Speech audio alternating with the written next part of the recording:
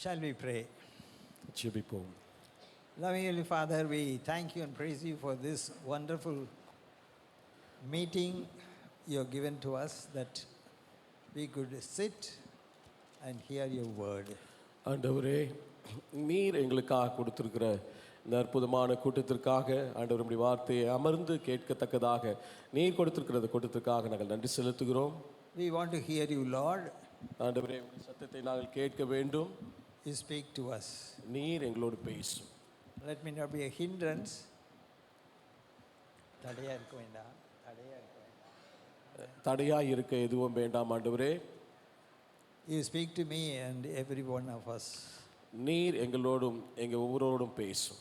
In Jesus' name. இயேசு கிறிஸ்துவின் மூலம் ஜெபம் கேளும் பிதாவே, ஆமென். Today we are going to see how you and I should grow to maturity. இன்றைக்கு நாம் எப்படி அந்த முதிர்ச்சி அடைகிற காரியத்திலே நாம் முதிர்ச்சி அடைய வேண்டும் என்பதை குறித்து நம்ம பார்க்கலாம். முதிர்ச்சிக்குள்ளாக வளர வேண்டும் என்பதை குறித்து பார்க்கலாம். See, this is what we are going to see. இதுதான் நாம் இன்றைக்கு பார்க்க போகிறோம். You have been attending this retreat for many years. இந்த ரிட்ரீட்டை அநேக ஆண்டுகளாக நீங்கள் அட்டெண்ட் செய்து வருகிறீர்கள். And this fellowship is really entering, or rather celebrating 16th anniversary. இந்த 16 ஆண்டுகளாக இதை நாம் செய்து வருகிறோம். So I wrote to Kiruba. 16வது ஆண்டு. So I wrote to Kiruba, you are in sweet 16. இது ஒரு ஸ்வீட் 16 என்று சொல்லலாம். How many of you read Sweet 16 is a book written by Dr. Lillian Stanley of CMC. Gideon Stanley அவர் எழுதிய sweet 16 என்ற அந்த புத்தகத்தை எத்தனை பேர் படித்திருக்கிறீர்கள்? I really used to get a lot of books and give it to young girls who are preparing for marriage. அநேக வாலிப பெண்கள் திருமணமாகும் பொழுது இப்படிப்பட்ட புத்தகங்களை வாங்கி கொடுப்பது பழக்கம். The sweet 16 is very seductive. இந்த ஸ்வீட் 16 என்பது மிகவும் மயக்கக்கூடியது. Today we are going to see about growing into maturity.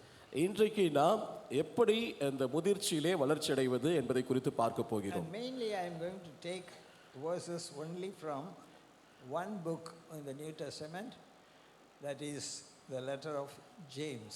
இன்றைக்கு நாம் பார்க்க போகிற ஒரே புத்தகம் எதுவென்றால் யாக்கோபு அந்த எழுதின நிருபம்.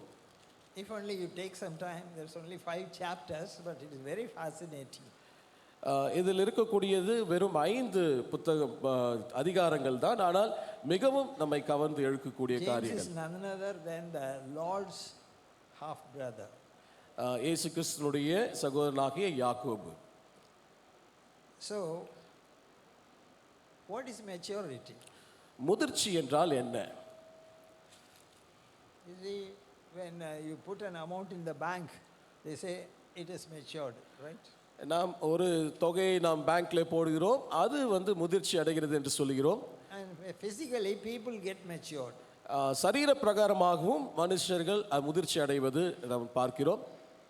And you know, what is it to really get matured spiritually? ஆவிக்குரிய விஷயத்திலே முதிர்ச்சி அடைவது என்றால் என்ன? You see, the age gives maturity to some people. சில மனிதர்களுக்கு வயது அந்த முதிர்ச்சியை தருகிறது. Not always.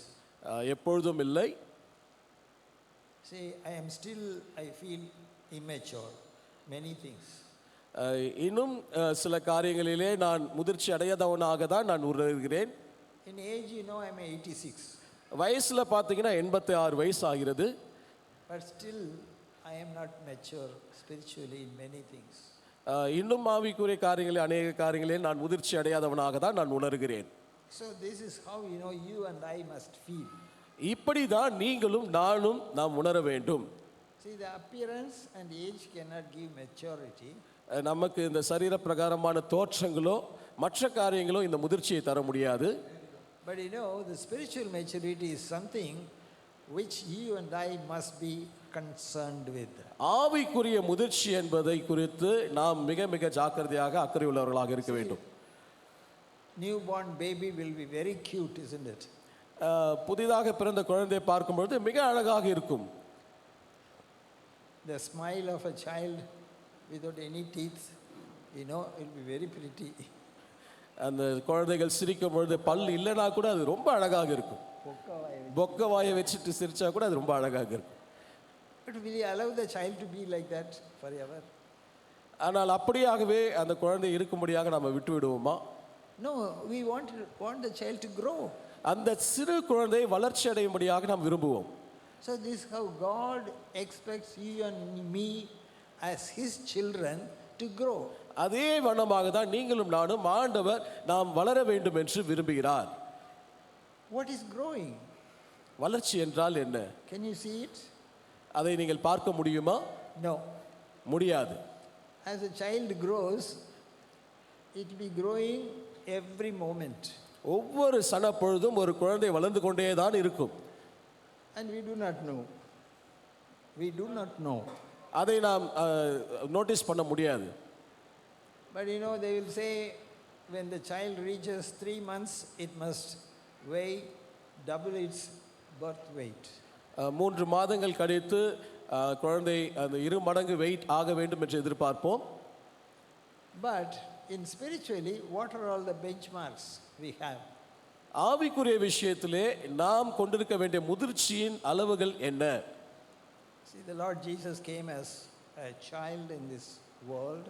இயேசு கிறிஸ்து இந்த உலகத்திலே ஒரு சிறு பாலகனாக தான் வந்தார். Born to Mary. மரியாளுக்கு குழந்தையாக. And about him, you know what the word of God say. I will start with Luke chapter 2 verse 52. லூக்கா 2வது அதிகாரம் 52வது வசனத்திலே அதை குறித்து நாம் வாசிக்கலாம். And Jesus increased in wisdom and stature and in favor with God and man. இயேசுவானவர் ஞானத்திலும் வளர்த்தியிலும் தேவ கிருபையிலும் மனுஷ தயவிலும் அதிகமாய் விருத்தி அடைந்தார். See, when I was a Sunday school student, they taught me this. நான் சிறு வயதிலே இந்த சண்டே ஸ்கூல் போகும்பொழுது எனக்கு சொல்லிக் கொடுக்கப்பட்ட ஒரு காரியம் இது. So memorized and we used to tell. Memorize. நாங்கள் மனப்பாடம் பண்ணி இதை சொல்லுவோம். But you know, I never understood what exactly it meant. ஆனால் இது உண்மையாகவே என்ன அர்த்தம் கொண்டிருக்கிறது என்பதை நான் அறியாதவனாய் இருந்தேன். Jesus increased in wisdom. இயேசு கிறிஸ்து அவர் ஞானத்திலும் விருத்தி அடைந்தார். See, he is the wisdom of God. He is the wisdom of God, Jesus. அவர் தேவனுடைய ஞானமாக இருந்தார். But why should he increase in the wisdom? அவர் ஏன் இந்த ஞானத்திலே வளர வேண்டும்? Because he came as a man. அவர் இந்த உலகத்திலே ஒரு மனிதனாக வந்தார். He wanted to show you and me a model for us. நமக்காக அவர் ஒரு முன்மாதிரியாக இருக்கும்படியாக விரும்பினார். So you know, James wants to really tell us that how we can grow and what are the benchmarks we must really achieve. யாக்கோபு இந்த இடத்திலே நாம் எப்படி முதிர்ச்சி அடைய வேண்டும், அதற்கான அளவுகோல்கள் என்ன என்பதை நமக்கு இங்கே யாக்கோபு கூறுகிறார். Very first thing I would like to share with is, உங்களோடு நான் பகிர்ந்து கொள்ளும்படியாக விரும்புகிற முதலாவது காரியம் என்னவென்றால், see, you must be positive. நீங்கள் முற்போக்கு எண்ணம் உடையவர்களாக இருக்க வேண்டும்.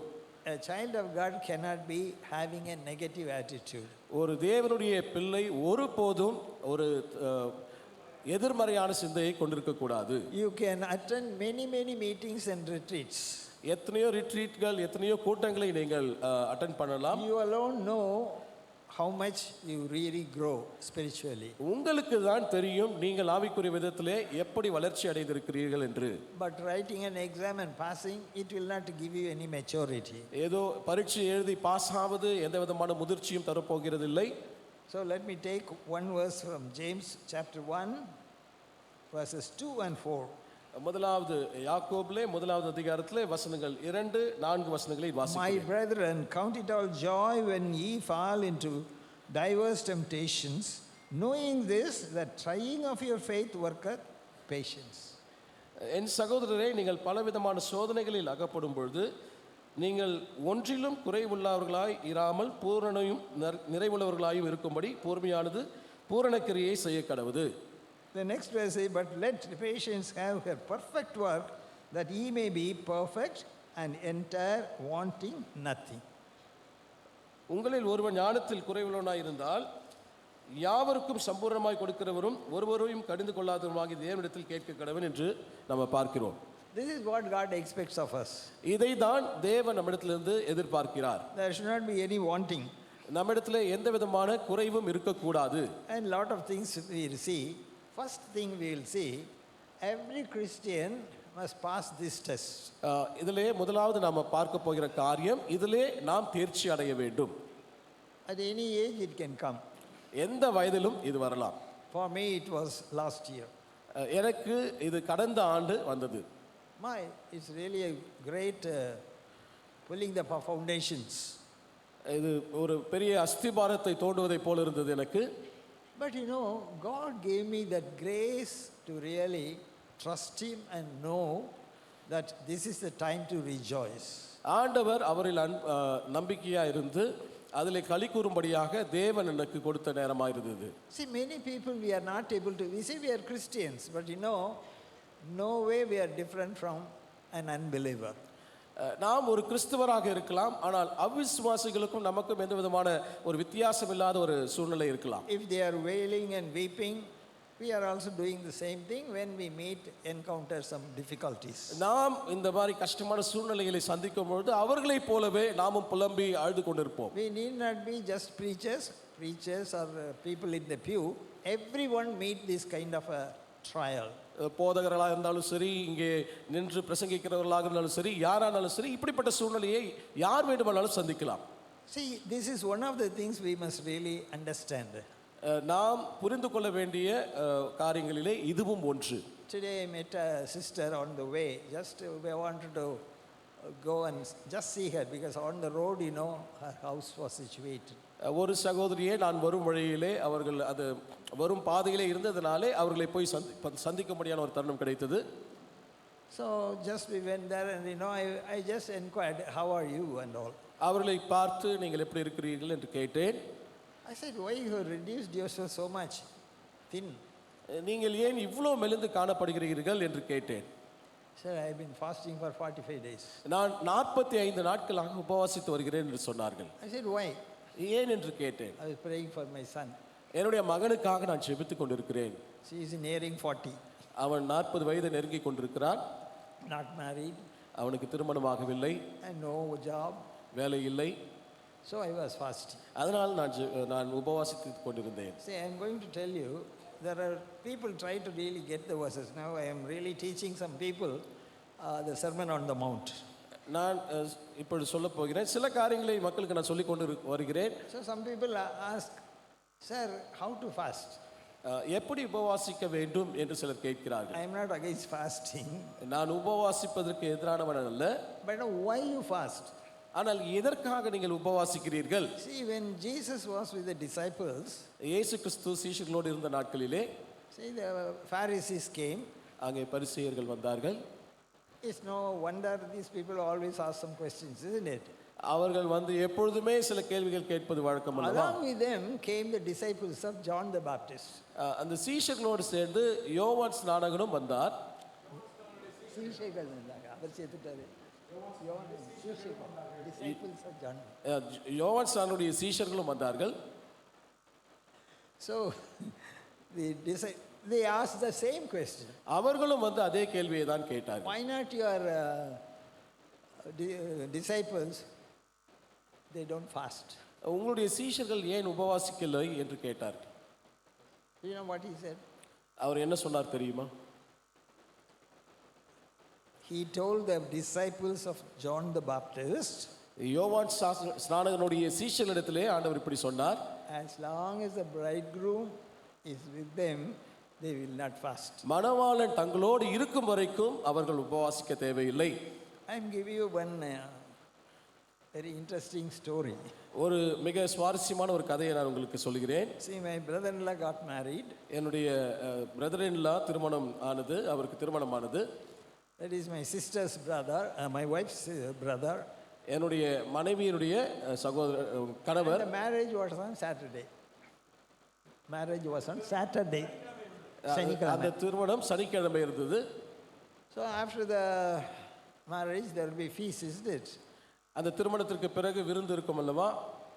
So we were all there, myself and my wife and children. என்னுடைய மனைவி, நான், என்னுடைய பிள்ளைகள் எல்லாரும் இருந்தோம். There came a man. அந்த நேரத்தில் ஒரு மனுஷன் அங்கே வந்தார். How can you have the feast today Saturday? You must fast. சனிக்கிழமை உபவாசிக்க வேண்டிய நாளில் நீங்கள் எப்படி இப்படிப்பட்ட விருந்தை கொண்டிருக்கலாம் என்று கேட்டார். What did you say? என்ன சொல்கிறீர்கள்? See how people are so dogmatic about a day and time, forgetting that we are in a wedding feast. அந்த திருமண விருந்திலே இருக்கிறார்கள் என்பது கூட தெரியாமல் இப்படி ஃபாஸ்டிங் என்று சொல்லும்படியான நிலைமையிலே மக்கள் இருக்கிறதை பார்க்கிறோம். Year after year you can come and hear the word. நீங்கள் வருஷம் வருஷம் நீங்கள் ஆண்டவருடைய வார்த்தையை கேட்கலாம். But do you have that joy in your heart? உங்களுடைய இருதயத்திலே அந்த சந்தோஷம் இருக்கிறதா? The joy in your heart. உங்களுடைய இருதயத்திலே அந்த சந்தோஷம். So I told that sister, Psalm 37 verse 4. சங்கீதம் 37 4வது வசனத்தை அந்த சகோதரிக்கு நான் It சொன்னேன். says, delight thyself also in the Lord, that he shall fulfill the desires of your heart. கர்த்தரிடத்தில் மனமகிழ்ச்சியாய் இரு, அவர் உன் இருதயத்தின் வேண்டுதல்களை உனக்கு அருள செய்வார். See, many of us, we do not even know such a verse is there. இப்படிப்பட்ட வசனம் இருக்கிறது என்பது கூட அநேகருக்கு தெரியவில்லை. Again I tell you, I am not against fasting. நான் திரும்பமாக சொல்றேன், நான் உபவாசிக்கிறதுக்கு But what எதிரானவன் for அல்ல. your fasting? ஆனால் எதற்காக நீங்கள் உபவாசிக்கிறீர்கள்? You see, we must have a deep desire to be holy. நாம் பரிசுத்தமாக இருக்க வேண்டும் என்பதற்காக நாம் வாஞ்சிக்க வேண்டும், ஆழமான வாஞ்சை இருக்க வேண்டும்.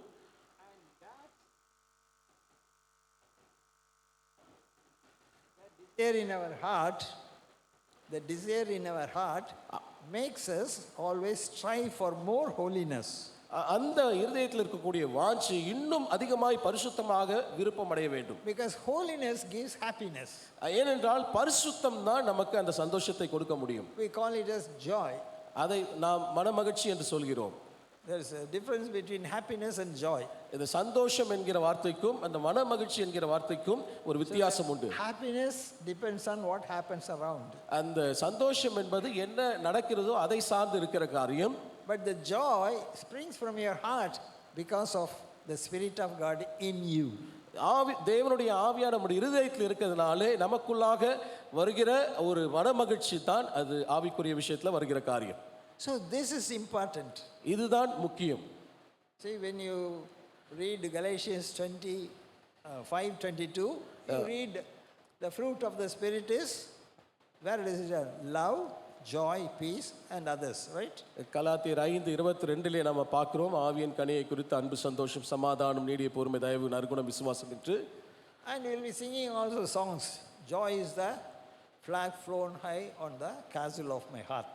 Joy is the flag flown என்கின்ற இந்த பாடல் எல்லாம் கூட நம்ம பாடுகிறோம். But do we really have that banner on us? அந்த பேனர் என்கின்ற அந்த காரியம், அந்த வெற்றி கொடி நம்முடைய இருதயத்தில் இருக்கிறதா?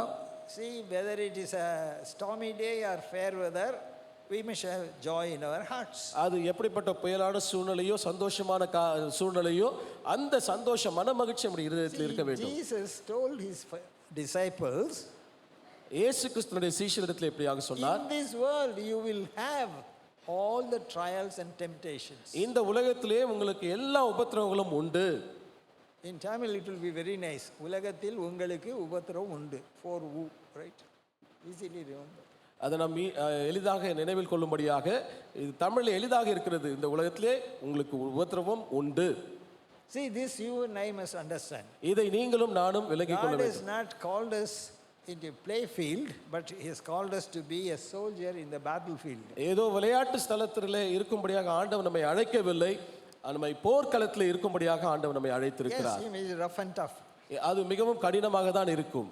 Secondly, இரண்டாவதாக, see, you must have what is sensitivity. அந்த உணர்ச்சி. உணர்வுள்ள இருதயம் இருக்க வேண்டும். Because you know, first is the positivity, the next one is sensitivity. முதலாவது முற்போக்கான எண்ணம், இரண்டாவதாக அந்த உணர்வுள்ள இருதயம். We are all very sensitive about us. நம்மை குறித்து மிக உணர்வுள்ளவர்களாக நாம் இருக்கிறோம். Somebody says something, you know, immediately we may beat. ஏதாவது நம்மை குறித்து யாராவது சொல்லிவிட்டால் மிகவும் கஷ்டப்படுகிறோம், So you say, அடிச்சுடுவோம். அடிச்சிடுறோம். Then they will say, see, I am a very sensitive person. பிறகு நாம் சொல்லுகிறோம், நான் மிகவும் உணர்ச்சி வசமான So don't play with me. Don't play with me. என்னோட விளையாடாத. என்கிட்ட விளையாடாத என்று. That's what we will say. அதை தான் நாம் சொல்கிறோம். But ஆனால் are you sensitive about others and their needs? மற்றவர்களை குறித்தும் அவருடைய தேவைகளை குறித்தும் நாம் உணர்வுள்ளவர்களாக இருக்கிறோமா? See, when I am talking about some people and all, they are all real people, right? நான் சிலரை குறித்து பேசிக் கொண்டிருக்கிறேன் அல்லவா, அவர்கள் நிஜமாகவே இந்த நாட்களில் வாழக்கூடிய மக்கள். Do you care for others? நீங்கள் அவர்களுக்காக நீங்கள் அக்கறை If கொள்கிறீர்களா? you have known the Lord Jesus Christ நீங்கள் இயேசு கிறிஸ்துவை அறிந்திருந்தால் and His grace, அவருடைய கிருபையையும் His mercy, அவருடைய and இரக்கங்களையும் His love, அவருடைய அன்பையும் and His care over us, அவர் நம் மீது கொண்டிருக்கக்கூடிய அக்கறையையும், how can you not show the same grace to others? மற்றவர்களுக்கும் அந்த கிருபையை நாம் காண்பிக்க கூடாதா? There is nobody. Grace means it is for the unmerited favor. கிருபை என்றால் அது தகுதி இல்லாதவர்களுக்கு கிடைக்கக்கூடிய ஒரு தயவு. So this is what we get. இதை தான் நாம் பெற்று இருக்கிறோம். So always say, oh, I can't help this man. இந்த மனுஷனுக்கு நான் உதவி செய்ய முடியாது என்கிறோம். See, our brother told about the people. How many of you will really go and visit a man with AIDS? சகோதரன் இப்படி சொல்லிக் கொண்டிருந்தார், எய்ட்ஸ் உள்ள மனிதனை எத்தனை பேர் போய் பார்ப்பீர்கள் என்று. I had also an opportunity to people with AIDS positive. இப்படிப்பட்ட மக்களை பாசிட்டிவ், இந்த எய்ட்ஸ் பாசிட்டிவ்ல இருக்கக்கூடிய மக்களை சந்திக்கும்படியான தருணமும் எனக்கு கிடைத்தது. You can't understand the agony in their hearts. அவருடைய இருதயத்தில் இருக்கக்கூடிய வேதனையை ஈஸியாக புரிந்து கொள்ள முடியாது. See, many of us we think, oh, we are sympathetic. நாம் அநேகரை குறித்து பரிதாபமுள்ளவர்களாக இருக்கிறோம். But we are not empathetic. அவர்களுடைய இடத்திலிருந்து அந்த காரியத்தை நாம் உணர்ந்து பார்க்கிறது You put கிடையாது. yourself in his place. அவருடைய இடத்திலே நம்மை வைத்து பார்க்கிறதிலே நாம் தவறி That is போகிறோம். called empathy. அதுதான் எம்பத்தி என்று சொல்வார்கள். We are not able to place ourselves in their place. அவருடைய இடத்திலே வைத்து காரியங்களை பார்க்கிறதிலே நாம் தவறி போகிறோம். Jesus put himself in our place. இயேசு கிறிஸ்து நம்முடைய இடத்திலே இருந்து நம்ம காரியங்களை பார்த்தார். Oh, I don't want him to die. ஐயோ, அவன் செத்து விடக்கூடாது, I should save him. அந்த நபரை நான் காப்பாற்ற வேண்டும். That should be our experience. அதுதான் நம்முடைய அனுபவமாக இருக்க வேண்டும். We are not at all sensitive. நாம் அப்படிப்பட்ட உணர்வுள்ள இருதயம் உள்ளவர்களாக இருக்கிறது இல்லை. On 10 days back, one boy came to my house. ஒரு 10 நாட்களுக்கு முன்பாக ஒரு பையன் என்னுடைய வீட்டிற்கு வந்தார். He came with another man who has got a family problem. இன்னொரு மனிதனுக்கு இந்த குடும்ப பிரச்சனையுள்ள அந்த நபரோடு அந்த பையன் வந்தார். So I was dealing with him. அந்த நபரோடு நான் பேசிக் கொண்டிருந்தேன். But he said, uncle, I came particularly not for my problem, but I brought this boy with such a great need. Uncle, நான் எனக்காக வரவில்லை, இந்த நபருக்காக தான் வந்திருக்கிறேன், அவருக்கு பெரிய தேவை இருக்கிறது என்று. It's such a complex problem. மிகவும் சிக்கலான ஒரு பிரச்சனை. See, he was involved in some kind of a murder. Though he has not committed it, he was in that gang. அந்த கொலை செய்யப்படாத சூழ்நிலையிலும் கொலை செய்யப்பட்ட அந்த கும்பலிலே அவன் இருந்தான். அவர் அந்த கொலையை செய்யாமல் இருந்தாலும் கொலை செய்த அந்த கும்பலிலே அந்த மனுஷன் இருந்தார். So he was arrested. Now he is out. அவரை கைது செய்து இப்பொழுது வெளியிலே விட்டு விட்டார்கள். Then he was a Hindu, but his mother was a Muslim. அவர் ஒரு இந்துவாக இருந்தார், அவர் தாயார் முஸ்லீமாக இருந்தார்கள். And he was in Kerala for some time, and he was actually circumcised, and he was made a Muslim. அவன் கேரளாவில் இருந்தான். அவனுக்கு அந்த விருத்த சேதனம் செய்யப்பட்டிருந்தது. See, whether his background is Hindu or Muslim, he needs Christ. ஒருவன் அந்த நபர் இந்துவா இருந்தாலும் முஸ்லீமாக இருந்தாலும் அவருக்கும் கிறிஸ்து தேவை. Whether he is a murderer or a drunkard, he needs Christ. ஒரு கொலைபாதகனோ ஒரு குடிகாரனோ அவருக்கும் இயேசு கிறிஸ்து தேவை. Then from the word of God, I also know a little bit of Quran because I studied to really deal with some Muslims in Nigeria. கொஞ்சம் குரானும் படித்திருக்கிறேன், ஏனென்றால் நைஜீரியாவில் உள்ள மக்களை நான் டீல் பண்ண வேண்டும் என்பதற்காக. So I talked to him. அந்த நபரோடு நான் பேசினேன். As you know, when he came, in Tamil we'll say பேரஞ்ச மாதிரி இருக்கான்னு சொல்லுவாங்க என்ன. ஸோ அந்த நபர் வரும்பொழுது பேய் அடைஞ்ச போல இருந்தார். Like that he was. அப்படிதான் இருந்தார் அவர். I took the word and gave him. தேவனுடைய வார்த்தையை எடுத்து அந்த நபருக்கு கொடுத்தேன். Every word gave him hope. ஒவ்வொரு வார்த்தையை பேசிய ஒவ்வொரு வார்த்தையும் அந்த நபருக்கு ஒரு நம்பிக்கையை கொடுத்தது. And finally, I asked him, will you accept Christ? கடைசியாக நீ கிறிஸ்துவை ஏற்றுக்கொள்வாயா என்று கேட்டேன். He said, yes, sir. ஆம் என்று சொன்னார். Okay, you don't know how to pray because only you don't know how to make namaz. Now you pray to God. நமாஸ் மட்டும்தான் உங்களுக்கு செய்ய தெரியும், இப்பொழுது ஜெபிக்க வேண்டும் என்று சொன்னேன். When he repeated what I said, you mean it from your heart. நான் சொல்லுவதை நீங்கள் ஜெபமாக சொல்லுங்கள், ஆனால் அதை உணர்ந்து சொல்லுங்கள் என்று சொன்னேன். When he started praying and when he finished, அந்த ஜெபத்தை செய்ய ஆரம்பித்து முடிக்கும் அந்த தருணத்திலே, now he said, you accepted Christ, isn't it? நீ கிறிஸ்துவை ஏற்றுக்கொண்டாய் அல்லவா என்று நான் கேட்டேன். He said, yes, sir. ஆம் என்று சொன்னார். When he said, almost all the teeth were seen and he was smiling.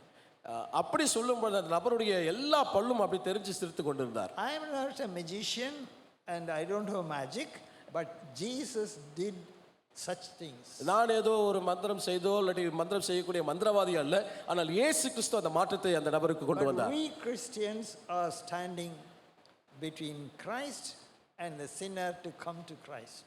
ஒரு பாவிக்கும் கிறிஸ்துவுக்கும் நடுவிலே ஒரு நபரை கிறிஸ்துவுக்குள்ளாக கொண்டு வரும்படியான இடத்துல நாம் இருக்கும் பொழுது, we all have the spirit that was in Jonah. தடையா நம்ம இருக்கிறோம். பாவிக்கும் கிறிஸ்துவுக்கும் இடையே ஒரு தடையாக நாம் இருக்கிறோம். You see, Jesus wants you and me to go and rescue the perishing, care for the dying. That was his command. இயேசு கிறிஸ்து நமக்கு கொடுத்த கற்பனை என்றால் அழிந்து போகிறவர்களை மீட்கும்படியாக ஆண்டவர் கற்பனைகளை கொடுத்திருக்கிறார். So I was மரிக்கிறவர்களை குறித்து அக்கறை உள்ளவர்களாகவும் இருக்க வேண்டும். So this is one of the marks of a man getting mature. இதுதான் முதிர்ச்சி அடையக்கூடிய கிறிஸ்துவனுடைய ஒரு அடையாளம். You see, with the days going by, we try to really grow in the stature of Christ. கிறிஸ்துவை போல மாறுகிற அப்படிப்பட்ட காரியத்திலே ஒவ்வொரு நாளும் நாம் இப்படிப்பட்ட வளர்ச்சியை உடையவர்களாக இருக்க வேண்டும். கிறிஸ்துவின் சாயலுக்கு ஒப்பாக இப்படிப்பட்ட வளர்ச்சியை நாம் கொண்டிருக்க வேண்டும். So people who see us must see Christ. நம்மை பார்க்கிறவர்கள் கிறிஸ்துவை நம்மிலே பார்க்க வேண்டும். That is why in 2 Corinthians 5:17 we read, if any man be in Christ means inside. We are in Christ. So people who see, they will see Christ. 2 கொரிந்தியர் 5:17 வசனத்திலே கிறிஸ்துவுக்குள்ளாக இருக்கிற ஒரு காரியத்தை குறித்து நம்ம பார்க்கிறோம். And we expect others to have the same transformation. நாம் மற்றவர்களிலும் இப்படிப்பட்ட மாற்றத்தை நாம் காண வேண்டும். As my time is running, one more point I would like to say. இன்னும் ஒரு காரியத்தை உங்களுக்கு சொல்ல விரும்புகிறேன். James 2nd chapter 8th verse, please. யாக்கோபு 2வது அதிகாரம் 8வது வசனம். If you fulfill the royal law according to the scriptures, thou shalt love thy neighbor as thyself, ye do well. உன்னிடத்தில் நீ அன்பு கூறுகிறது போல பிறனிடத்திலும் அன்பு கூறுவாயாக என்று வேத வாக்கியம் சொல்லுகிற ராஜரீக பிரமாணத்தை நீங்கள் நிறைவேற்றினால் நன்மை செய்வீர்கள். Probably like that lawyer who was talking to Jesus, you may say, who is my neighbor? அந்த இயேசுவிடத்திலே வந்து கேட்ட அந்த நபர், என்னுடைய பிறன் யார் என்று அவன் கேட்டான். So the answer is in your fellowship. The answer is in your fellowship. அந்த நல்ல சமாரியன் அந்த சம்பவத்திலே அந்த ஐக்கியத்திலே தான் அந்த பதில் இருக்கிறது. ஆண்டவர் சொன்ன பதிலிலே தான் அந்த நல்ல சமாரியன் என்ற அந்த சம்பவம் இருக்கிறது. You see, the real joy is in really meeting the needs of others in need. தேவையில் உள்ள மற்றவருடைய தேவைகளை சந்திப்பதில் தான் உண்மையான சந்தோஷம் I இருக்கிறது. would already told you. Again, I would like to tell. நான் ஏற்கனவே சொன்னேன், திரும்பவுமாக உங்களுக்கு You சொல்லுகிறேன். know where the joy comes? இந்த சந்தோஷம் எங்கிருந்து வருகிறது என்று தெரியுமா? J-O-Y, right? JOY என்ற எழுத்திலே J is Jesus, Jesus first. J என்கிற அந்த எழுத்திலிருந்து இயேசு கிறிஸ்து முதலாவது, O, others. ஓ என்கிற அந்த லெட்டர்லேருந்து மற்றவர்கள் இரண்டாவது, You last. அந்த ஒய் என்கிற அந்த லெட்டரில் யூ என்கிற காரியம் கடைசியாக இருக்கிறது. So that is where the real joy is. அங்கேதான் உண்மையான சந்தோஷம் இருக்கிறது. When I came to Madurai 25 years back, 25 ஆண்டுகளுக்கு முன்பாக மதுரைக்கு நான் வந்தபொழுது many people will call by phone. என்னை ஃபோன் செய்து என்னை அநேகர் அழைப்பார்கள். In fact, in those days we don't have mobiles. அந்த நாட்களிலே மொபைல் ஃபோன்ஸ் இல்லை. But in the night also it will ring. Night நேரத்தில் கூட அந்த ஃபோன் அடித்து கொண்டிருக்கும். Then one brother told me, ஒரு சகோதரன் இப்படியாக சொன்னார், Anand, you need rest. ஆனால் உங்களுக்கு கொஞ்சம் ரெஸ்ட் தேவை. So in the afternoon, switch off the phone or take the receiver out. நீங்கள் மதியானத்தில் தூங்கும் பொழுது அந்த ரிசீவரை எடுத்து வெளியில் வைத்து விட்டு படுத்து விடுங்கள். He said, I do that. நான் அதை செய்வதுண்டு. Then I told that brother, நான் செய்வேன் என்று சொன்னார். I told him, நான் அவர்களிடத்தில் சொன்னேன், Jesus was available 24/7, right? இயேசு கிறிஸ்து எப்பொழுதுமே 24 மணி நேரம் 7 நாட்களும் ஆண்டவர் இருக்கிறார். The answer, if you will see, you will be startled. The answer he gave. அவர் சொன்ன பதிலை குறித்து சொன்னால் நீங்கள் ஆச்சரியப்பட்டு போவீர்கள். We are not Jesus. நீங்கள் இயேசு கிறிஸ்து அல்ல. I said that's exactly the Christians make a mistake, right? அதை தான் கிறிஸ்தவர்கள் செய்கிற தவறு. I can do all things through Christ which strengtheneth me. என்னை பலப்படுத்துகிற கிறிஸ்துவினாலே எல்லாவற்றையும் என்னால் செய்ய முடியும். I tell you, when I wanted to come by road, நான் அந்த ரோடு வழியாக வந்து கொண்டிருக்கும் பொழுது from my family and from others, there are so many oppositions. என்னுடைய குடும்பத்திலையும் மற்றவரிடத்திலிருந்தும் நிறைய எதிர்ப்பு வந்தது. Really they care for me, right? நிச்சயமாகவே அவர்கள் என்னை குறித்து கரிசனை உள்ளவர்களாக இருந்தார்கள். They care for me more than Jesus. அவர்கள் இயேசு கிறிஸ்துவை காட்டிலும் அதிக கவனம், இயேசு என்மேல் கொள்கிற அக்கறையை விட அவர்கள் அதிகம் அக்கறை கொள்வார்களா?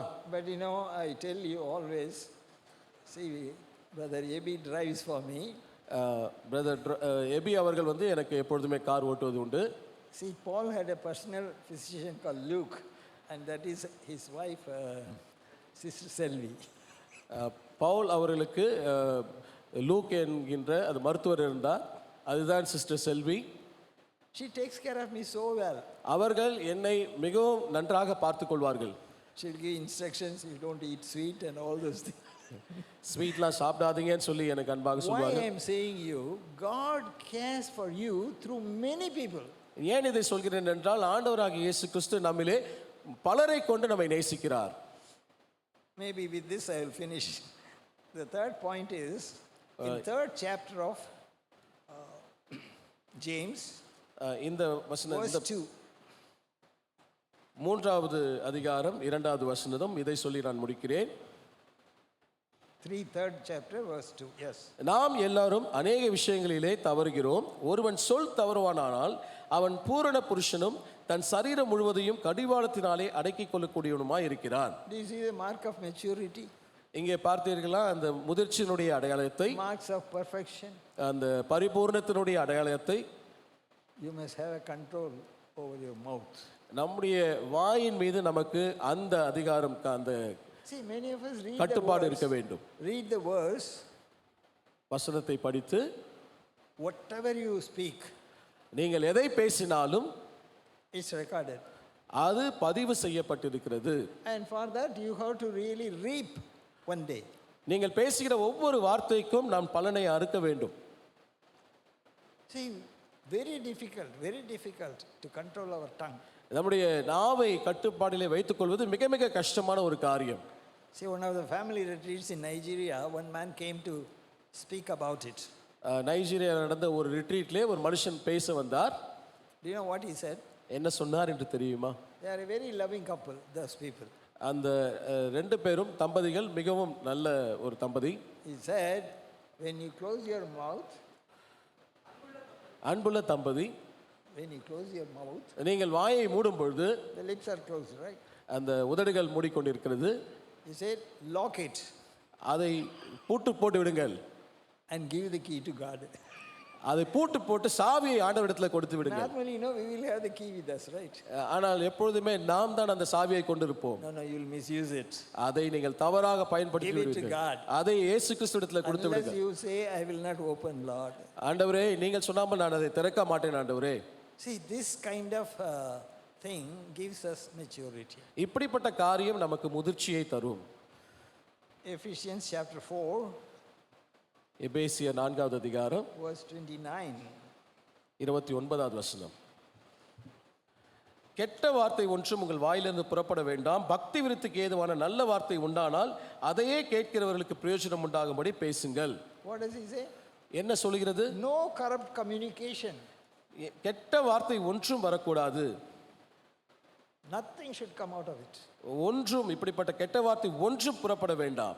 Sir, some people, when I was derided by people, some people said, maybe we will talk and finish them. சிலர் என்னை போய் குறை கூறும்போது என்னை குறித்து புறம் கூறும்பொழுது they wanted to finish them. அப்படியே என்னை முடித்து போட விரும்புவார்கள். பேசியே கொண்டுடுவாங்க. I told him, அவங்களிடத்தில் நான் சொல்வதுண்டு, my Lord did not do that. என்னுடைய தேவன் அப்படி செய்வதில்லை. What did he do? அவர் என்ன செய்தார்? 1 Peter முதலாவது பேதுரு chapter 2. 2வது அதிகாரம். 1 Peter chapter 2. முதலாவது பேதுரு 2வது அதிகாரம். Next to James you will find, right? What does he say? இதிலே ஆண்டவராக இயேசு கிறிஸ்து என்ன சொல்கிறார்? 23rd verse. 23வது வசனம். Yes. அவர் வையப்படும் பொழுது பதில் வையாமலும் பாடுபடும் பொழுது பயமுறுத்தாமலும் நியாயமாய் தீர்ப்பு செய்கிறவருக்கு தம்மை ஒப்புவித்தார். That's all. இதை தான் செய்தார். See, he gave it to the judge who will righteously judge the people. இதை ஆண்டவர் சரியாய் செய்யும்படியான நபரிடத்திலே அவர் ஒப்புவித்தார். That is God. அதுதான் தேவன், Father. பிதாவாகிய தேவன். He will never make mistakes. ஒருபோதும் தவறு செய்யாத அந்த தேவன். So I always tell the people the three things. எப்பொழுதுமே நான் மக்களிடத்தில் இந்த 3 காரியங்களை சொல்வதுண்டு. One, முதலாவது, God knows everything. ஆண்டவருக்கு எல்லாம் அறிந்திருக்கிறார். You can't hide it. நீங்கள் அதை மறைக்க முடியாது. God is in control of everything. இரண்டாவது, தேவன் எல்லாவற்றையும் கட்டுப்பாடுக்குள்ளாக வைத்திருக்கிறார். And he never makes mistakes. அவர் ஒருபோதும் தவறு செய்கிறவர் அல்ல. Can't you not trust him and leave it with him? அவரை நம்பி அவரிடத்தில் நாம் ஒப்பு கொடுக்க கூடாதா? Whatever may be the problems, பிரச்சனைகள் எதுவாக இருந்தாலும் பரவாயில்லை. don't waste your time in meditating on problems, but the promises of God. பிரச்சனையை குறித்து நாம் அதிகமாய் தியானிப்பதை விட ஆண்டவருடைய வாக்குத்தத்தத்தை குறித்து நாம் அதிகமாக தியானிக்க வேண்டும். So already we have seen how we should be having that Spirit of God working in us. ஏற்கனவே நம்ம பார்த்தோம் ஆண்டவருடைய ஆவியானவர் நமக்குள்ளாக எப்படி கிரியை செய்வார் என்பதை. So actually we must be peacemakers. நாம் பொதுவாகவே மற்றவர்களை சமாதானம் பண்ணுகிறவர்களாக நாம் இருக்க Not வேண்டும். troublemakers. பிரச்சனை உண்டு பண்ணுகிறவர்களாக Why அல்ல. there are problems in churches? அநேக பிரச்சனைகள் சபைகளிலே இருக்கலாம். Why there are problems in the ஏன் family? சபைகளிலே பிரச்சனைகள் உண்டு? There are troublemakers. ஏனென்றால் பிரச்சனைகளை ஏற்படுத்துகிறவர்கள் அங்கே இருக்கிறார்கள். So many churches about which the what do you call, the things will come, the news will come. I will never see to it. அநேக சபைகளிலே அநேக பிரச்சனைகள் இப்படியாக வருவதுண்டு. Why? Bishop cannot enter the church. Bishop அந்த சபையில நுழைய முடியாது. I tell you, when the fellowship, Layman's Evangelical Fellowship, when it started, layman's evangelical fellowship அது ஆரம்பித்த நாட்களிலே Mr. Daniel went and preached to many people, including Erode and the suburbs. Erode சுற்றி உள்ள இடங்களிலே அவர் போய் அநேக இடங்களிலே பிரசங்கித்தார். There was a small place called Tudupadi. Thuduppathi என்ற ஒரு சின்ன இடமும் இருந்தது. In that there was a church. அந்த இடத்திலே ஒரு சபை இருந்தது. But there was so much they were quarrelsome, and they did not want the bishop to come to their place. அந்த சபையிலே அநேக பிரச்சனைகள் இருந்தது. அங்கே அந்த பிஷப் உள்ளே வரக்கூடாது என்று சொல்லியிருந்தார்கள். His name is Bishop Appasamy. His name. அவருடைய பெயர் பிஷப் அப்பா சுவாமி. They said, you should not come to our church. நீங்கள் இந்த சபைக்கு வரக்கூடாது என்று So சொல்லியிருந்தார்கள். there was a big wrangling. அந்த இடத்துல பெரிய பிரச்சனை கலவரம் இருந்தது. When Brother Daniel went to preach அங்கே in Tirupati, அந்த திருப்பதி என்ற இடத்திலே அங்கே தானியேல் அங்கிள் போய் பிரசங்கிக்கும் பொழுது all the people repented and turned to Jesus. எல்லா நபரும் மனம் திரும்பி இயேசு கிறிஸ்துவை ஏற்றுக்கொண்டார்கள். They went to the bishop அந்த பிஷப் இடத்திலே சென்று and invited him, அவரை வரவேற்று and he came to Tirupati, Tirupati என்ற இடத்துக்கு அவர் வந்து and as a procession they went round that small village. ஒரு சின்ன சபையாக அப்படியே வீதி வீதியாக சென்றார்கள். அந்த And இடத்தை he சுற்றி went and opened the church, rededicated the church. அங்கே திரும்பவுமாக அந்த சர்ச்சை ரீடெடிகேட் செய்தார்கள். You must be peacemaker, நீங்கள் சமாதானம் பண்ணுகிறவர்களாக இருக்க not வேண்டும், a troublemaker. பிரச்சனை பண்ணுகிறவர்களாக அல்ல. Do you know why we become troublemakers? ஏன் நாம் பிரச்சனை பண்ணுகிறவர்களாக மாறுகிறோம் என்று தெரியுமா? We don't pray. ஜெபிப்பது இல்லை. So the maturity shows that you pray. அந்த முதிர்ச்சி என்பது எதை காண்பிக்கிறது என்றால் ஜெபிக்கிற ஒரு காரியத்தை காண்பிக்கிறது. Prayer is not saying a few words, ஏதோ ஜெபம் என்பது ஏதோ ஒரு சில வார்த்தைகள் பேசுவதல்ல, but intermingling with God through the Spirit of God. தேவ ஆவியானவரோடு நாம் அப்படியே தேவனோடு பின்னி பிணைந்து இருக்கிற காரியம். So is it our experience? அதுதான் நம்முடைய அனுபவமாக இருக்கிறதா? Maybe when we go, let us ponder over it and turn to God. நாம் திரும்ப போகும்போது அதை குறித்து நாம் தியானித்து ஆண்டவர் பக்கமாக செல்வோம். We have not really attained we have not got the stature of Jesus in us. கிறிஸ்துவை போல மாறுகிற அந்த சாயலை நாம் இன்னும் அடையவில்லை. We will pursue. நாம் அதை தொடர்ந்து செல்வோம். Shall we pray? நாம் ஜெபிப்போம். We thank you, Lord, for the wonderful way in which you have formed the church for a very definite purpose. ஆண்டவரே, நீர் ஒரு நிச்சயமான ஒரு திட்டத்திற்காக நீர் சபையை ஏற்படுத்தியிருக்கிறீர். And we have not really, oh Father, come up to the mark, but we are failing you miserably. நீர் ஆண்டவரை குறித்த அந்த அளவுக்குள்ளாக வர முடியாமல் நாங்கள் தவறி இருக்கிறோம். Forgive us, Lord. எங்களை மன்னியும் ஆண்டவரே. Help us எங்களுக்கு உதவி செய்யும். that we will really reflect your grace to these people outside. வெளியில் இருக்கக்கூடிய மக்களுக்கு அந்த கிருபையை காண்பிக்கிறவர்களாக எங்களை மாற்றும். And inside, oh Father, let there be love, the bond of love that will really make us united under the banner of Christ. அந்த கிறிஸ்துவனுடைய வெற்றி கொடியின்குள்ளாக அந்த அன்பை நாங்கள் கொண்டிருக்கிறவர்களாக எங்களை மாற்றும். Give us your grace. உம்முடைய கிருபை நீர் எங்களுக்கு தாரும். In Jesus' name we pray. இயேசு கிறிஸ்துவினுடைய நாமத்திலே ஜெபிக்கிறோம். Amen.